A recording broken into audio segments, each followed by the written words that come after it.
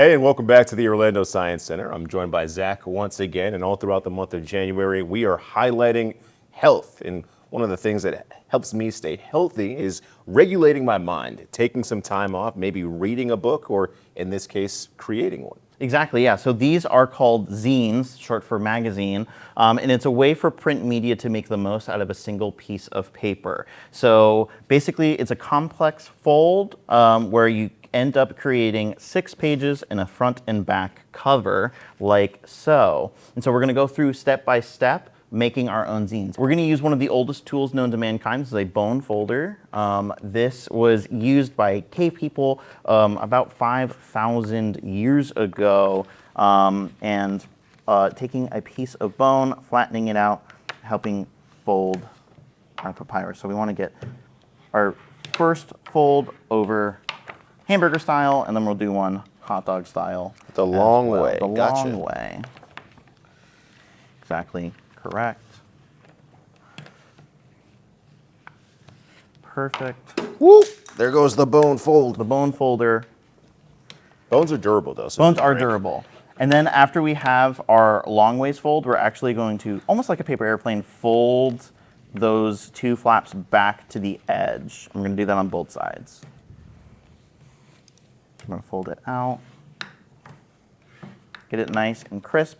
If you don't use a bone folder, it's totally okay. You just want these folds as nice and crisp as possible, so that way your pages line up and you don't have a messy book. Okay. All right. And when you're done with that, that's all of the folding. All you have to do left is you're going to cut this center fold with a pair of scissors. So I'll take a pair of scissors and just like so, give it a little cut. And you can do the exact same, and that will create your fold. So these are our booklets, and you can see when you bend over that cut, kind of like you're bending it in half. Let me see that one more time. Here, perfect, yeah. And then boom, fold it just like that. And you can close it up. You can choose whichever one is your cover and whichever one you want your middle pages to be, and you've created it your own little zine. Cool. So we have our pages right along here.